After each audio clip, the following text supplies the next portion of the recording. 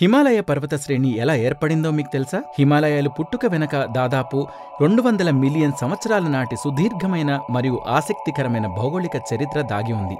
దాదాపు 20 కోట్ల సంవత్సరాల క్రితం భూమిపై ఖండాలన్నీ కలిసి పాంజియా అనే ఒకే ఒక్క మహాఖండంగా ఉండేవి. కాలక్రమేణా ఈ మహాఖండం విడిపోవడం ప్రారంభించింది. ఈ క్రమంలోనే ఉత్తరాన ఉన్న యురేషియా, దక్షిణాన ఉన్న గోండ్వానా భూభాగాల మధ్య టెథిస్ అనే విశాలమైన సముద్రం ఏర్పడింది. సుమారు 12 కోట్ల సంవత్సరాల క్రితం నేటి భారత భూభాగాన్ని కలిగి ఉన్న ఇండియన్ ప్లేట్ గోండ్వానా నుండి విడిపోయింది. ఉత్తరం వైపుగా తన ప్రయాణాన్ని ప్రారంభించింది. సంవత్సరానికి సుమారు 15 సెంటీమీటర్ల వేగంతో ఈ ఫలకం దాదాపు 6000 కిలోమీటర్ల దూరం ప్రయాణించింది.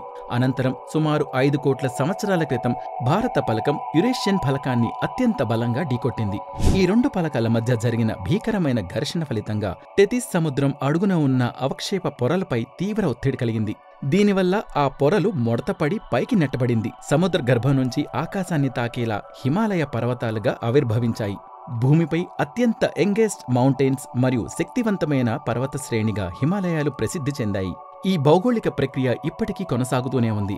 భారత్ ఫలకం ప్రతి సంవత్సరం సుమారు 5 సెంటీమీటర్ల చప్పున ఉత్తరం వైపుగా కదులుతూనే ఉంది.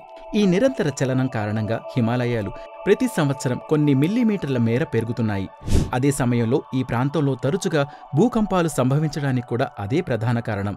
హిమాలయాలు కేవలం పర్వత శ్రేణులే కావు, అవి ఆసియా ఖండపు వాతావరణాన్ని నిర్దేశించే ఓ కీలక శక్తి. అంతేకాకుండా గంగా, బ్రహ్మపుత్ర, సింధు వంటి జీవనాడులైన మహానదులకు ఇవి జన్మస్థానం. ఈ నదులు కోట్లాది ప్రజల జీవనాధారంగా అనేక నాగరికతా వికాసానికి మూలంగా నిలిచాయి. భూటాన్, చైనా, భారత్, నేపాల్ మరియు పాకిస్తాన్ దేశాల్లో విస్తరించి ఉన్న హిమాలయాలు భూమి నిరంతరం మారుతూ కొత్త అద్భుతాలను సృష్టిస్తూనే ఉంటుంది అనడానికి ఒక సజీవ సాక్ష్యంగా నిలుస్తాయి.